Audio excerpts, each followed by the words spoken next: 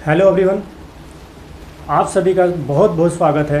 हार्दिक अभिनंदन है आपके अपने पारिवारिक चैनल सिंह एजुकेशन इंडिया पर। साथियों, मैं हूं UK Singh. Bihar civil code के मेरे जितने भी परीक्षार्थी हैं, खासकर जो कोर्ट रीडर का जिन्होंने एग्ज़ाम क्वालिफाई किया है, और आप सभी का जो इंटरव्यू डेट 3 जून से लेकर 7 जून तक घोषित हो चुका है। आप सभी का एडमिट कार्ड भी इशू हो चुका होगा। दोस्तों, किसी भी जॉब को प्राप्त करने के लिए फाइनल स्टेज होता है इंटरव्यू।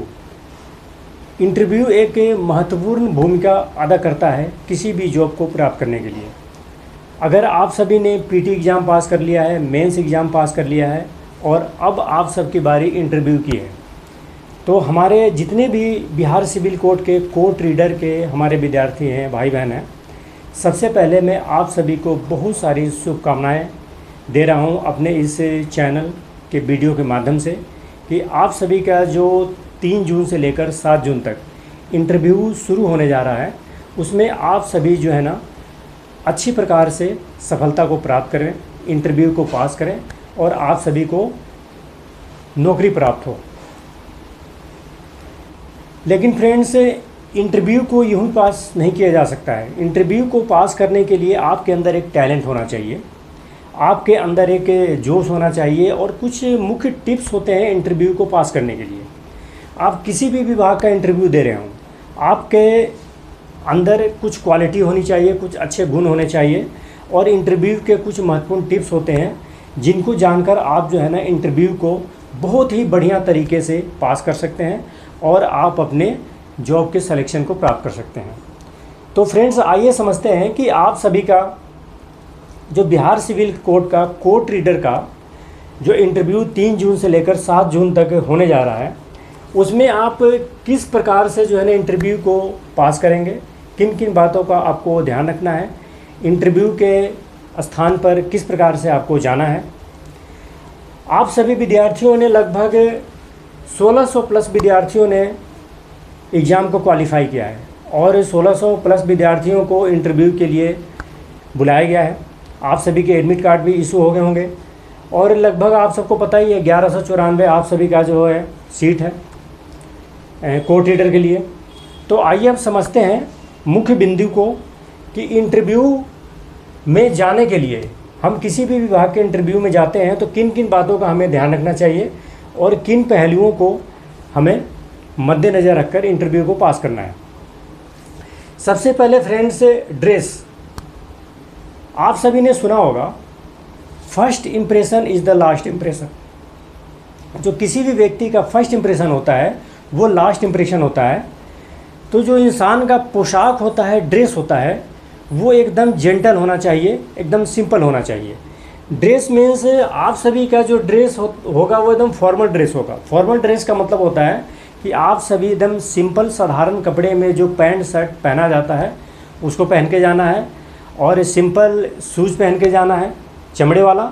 और अगर हो सके तो टाई वगैरह भी आप लगा सकते हैं तो चलेगा, लेकिन अगर गर्मी का सीज़न है, टाई नहीं लगा सकते हैं तो सिंपल पैंट शर्ट भी आप पहन सकते हैं। और ये कोर्ट रीडर का इंटरव्यू है, बिहार सिविल कोड का है, कोर्ट का इंटरव्यू है, तो आप मुख्य रूप से ब्लैक पैंट, वाइट शर्ट, ऊपर से ब्लैक ब्लेज़र वगैरह का भी इस्तेमाल कर सकते हैं।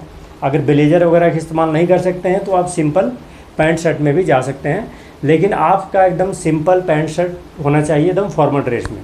ये आपका ड्रेस हो गया। उसके बाद है दोस्तों, एंट्री कैसे करना है। जब आप किसी भी विभाग में इंटरव्यू के लिए जाते हैं तो वहाँ बहुत सारे इंटरव्यूअर बैठे रहते हैं, कम से कम 4 से 5 लोगों का ग्रुप होगा आपसे पूछताछ करने के लिए, आपसे इंटरव्यू लेने के लिए। तो वहाँ पे जब आप एंट्री करेंगे तो एंट्री कैसे करना है।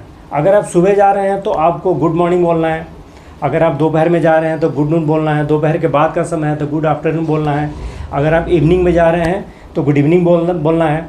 अगर आप ये सब नहीं बोल सकते हैं तो सिंपल रूप से हाथ जोड़ के नमस्कार भी कर सकते हैं। तो इस प्रकार से आप सभी को एंट्री करना है। उसके बाद है दोस्तों ग्रीटिंग्स। ग्रीटिंग का मतलब होता है अभिवादन। जब आप इंटरव्यूअर के सामने प्रस्तुत होंगे, एंट्री करेंगे और आपके सामने इंटरव्यूअर बैठे होंगे तो आप उन सभी का अभिवादन किस प्रकार से करेंगे, ये एक अहम भूमिका होती है किसी भी साक्षात्कार के लिए। यहीं से पता चलता है कि आपके अंदर कितने अच्छे संस्कार हैं, आप कितने नॉलेजेबल हैं, या आप कितने सेंसिटिव हैं इस जॉब को लेकर या अपनी लाइफ को लेकर। अभिवादन करना किसी भी व्यक्ति का, किसी भी बड़े का, किसी भी छोटे का, या किसी भी इंटरव्यूअर का, किसी भी अध्यापक का, एक अपने आप में एक कला है। तो ग्रीटिंग्स अभिवादन आपको बहुत ही साधारण ढंग से नम्रतापूर्वक करना है, हाथ जोड़ के करें या सिंपल साधारण मौखिक रूप से करें, लेकिन ग्रीटिंग्स करते वक्त आपको विशेष रूप से ध्यान रखना है। बिल्कुल स्ट्रेट सीधे खड़े रहना है, सामने आपकी नज़र होनी चाहिए इंटरव्यूअर के सामने, और आपको उनका अभिवादन करना है, नमस्कार करना है। तो ये आप सभी का जो है ना ग्रीटिंग्स अभिवादन करने का ये तरीका हो गया। उसके बाद फ्रेंड्स आता है बिहेवियर। बिहेवियर का मतलब होता है व्यवहार। जब आप कहीं भी जाते हैं इंटरव्यू के लिए, तो जब आप एंट्री करने के बाद, अभिवादन करने के बाद जब बैठते हैं, बैठने के बाद आपका इंटरव्यू शुरू होता है। जब साक्षात्कार लेने वाले इंटरव्यूअर 4-5 लोगों का जब ग्रुप होता है, वो आपसे पूछताछ करेगा। तो बिहेवियर का मतलब होता है व्यवहार। आपको किस प्रकार से बोलना है, आपको किस प्रकार से बैठना है, आपको उनके प्रश्न का उत्तर किस प्रकार से देना है, आपको किस प्रकार से देखना है, ये सारी जो है ना अहम भूमिका निभाती है। आपको एकदम स्ट्रेट होकर सीधे बैठना है, आपकी कमर सीधी होनी चाहिए, कमर को झुका के बिल्कुल भी नहीं बैठना है, एकदम स्ट्रेट सीधे बैठना है। आपकी नज़र बिल्कुल सामने सीधी होनी चाहिए इंटरव्यूअर के सामने। उसके बाद जो प्रश्न पूछा जाए उसी के आधार पर उसका उत्तर देना है। अगर किसी राज्य के बारे में पूछा जा रहा है, किसी वस्तु विशेष के बारे में पूछा जा रहा है, तो उसी से रिलेटेड आपको उसका आंसर देना है, इधर उधर आंसर नहीं देना है। आपको बैठते वक्त इधर उधर बाएं दाएं देखना नहीं है, बिल्कुल सीधे देखना है, स्ट्रेट होकर बैठना है, और बिल्कुल ही सिंपल तरीके से आपको अपना व्यवहार रखना है। और बॉडी लैंग्वेज एक अहम भूमिका अदा करती है।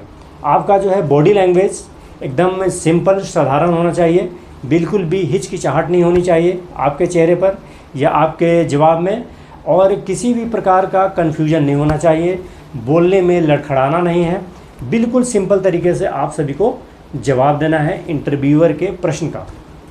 तो ये आपका हो गया बिहेवियर। उसके बाद फ्रेंड्स आता है जॉब प्रोफाइल। जॉब प्रोफाइल का मतलब ये होता है कि आप जिस जॉब के लिए इंटरव्यू देने गए हैं। अब ये बिहार सिविल कोर्ट के कोर्ट रीडर का इंटरव्यू है, तो जाहिर है कोर्ट रीडर का इंटरव्यू है, तो जॉब प्रोफाइल आपका कोर्ट से रिलेटेड होगा। तो आपको कोर्ट से संबंधित सभी बातों का, प्रश्नों का, नियम कानूनों का ज्ञान होना चाहिए। संविधान से संबंधित आपको कुछ रूल्स रेगुलेशन, कुछ धाराएं, आर्टिकल्स के बारे में ज्ञान होना चाहिए। कोर्ट रीडर के ऑफिशियल वर्क क्या होते हैं कोर्ट के अंदर, इन सभी बातों का ज्ञान होना चाहिए। यानी कि जॉब प्रोफाइल जो भी है, आपको उसके बारे में डिटेल सारी जानकारी प्राप्त होनी चाहिए। तो ये आपका हो गया जॉब प्रोफाइल। उसके बाद है फ्रेंड्स इंट्रोडक्शन। इंट्रोडक्शन का मतलब होता है परिचय, यानी कि हम अपना परिचय किस प्रकार से दें। हमेशा इस बात का ध्यान रखना है कि अपना जो इंट्रोडक्शन होता है, परिचय होता है, एकदम शॉर्ट होना चाहिए, एकदम सिंपल होना चाहिए। ज़्यादा लेंदी, ज़्यादा लंबा इंट्रोडक्शन नहीं देना है, बिल्कुल सिंपल और शॉर्ट इंट्रोडक्शन होना चाहिए अपने बारे में, अपनी फैमिली बैकग्राउंड के बारे में, अपने माता पिता के बारे में, या अपने एजुकेशन के बारे में, या अपने जॉब प्रोफाइल के बारे में, अपने किसी भी चीज़ के बारे में। तो शॉर्ट रूप में आप अपनाएंगे तो ज़्यादा बेहतर रहेगा, ज़्यादा लेंदी आपको इंट्रोडक्शन नहीं देना है। उसके बाद दोस्तों आता है रिज्यूम। किसी भी इंटरव्यू में बिना रिज्यूम के नहीं जाना है, चाहे आपका किसी भी विभाग का इंटरव्यू हो, किसी भी पोस्ट के लिए इंटरव्यू हो, चाहे वो चपरासी का इंटरव्यू हो, प्यून का हो, क्लर्क का हो, स्टेनो का हो, या रेलवे के किसी ग्रुप डी का हो, या A1 लेवल के ऑफिसर का हो, कोई भी इंटरव्यू होता है फ्रेंड्स, तो बिना रिज्यूम के हमें नहीं जाना है। हमारे पास रिज्यूम ज़रूर होना चाहिए, क्योंकि रिज्यूम से ही जो है ना हमारे जितने भी बेसिक डिटेल्स होते हैं वो मुख्य रूप से उनको प्राप्त होते हैं।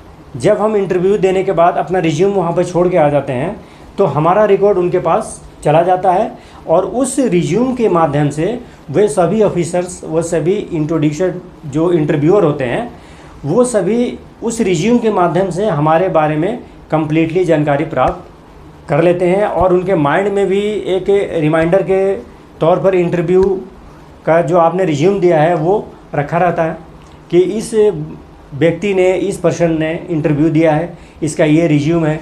तो उसके रिज्यूम में जो भी प्रोफाइल्स होती है तो वो सभी जो है ना खोल के पढ़ लेते हैं, देख लेते हैं। तो इस प्रकार से आप सभी का सिलेक्शन में जो है ना जो रिज्यूम है वो एक अहम भूमिका निभाता है।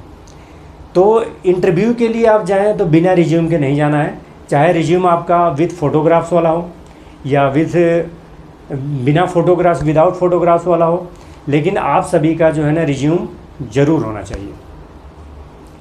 फ्रेंड्स, मैंने आप सभी को अपने इस वीडियो के माध्यम से जो भी जानकारी दी इंटरव्यू के बारे में, मुझे लगता है कि ये बिल्कुल ही आप सभी के लिए यूज़फुल और इम्पोर्टेंट जानकारी साबित होगी और आप सभी जो है ना मेरे इस वीडियो के माध्यम से कुछ लाभ प्राप्त करेंगे और अपने आप को इसके द्वारा कुछ तैयार करेंगे, क्योंकि आप सभी का इंटरव्यू 3 तारीख से लेकर 7 तारीख तक चलेगा। तो आज से लेकर 7 तारीख तक जो भी मुख्य बातें होंगी इंटरव्यू के बारे में, तो आप सभी इस वीडियो को देखकर भली भांति समझ सकते हैं और अपने आप को कम्प्लीटली प्रिपेयर करके इंटरव्यू देने जाना है। फ्रेंड्स, फ़िलहाल इस वीडियो में इतना ही। अब मिलते हैं अगले वीडियो में। तब तक के लिए आप सभी के लिए बहुत सारी शुभकामनाएँ। जय हिंद, जय भारत, ऑल द बेस्ट।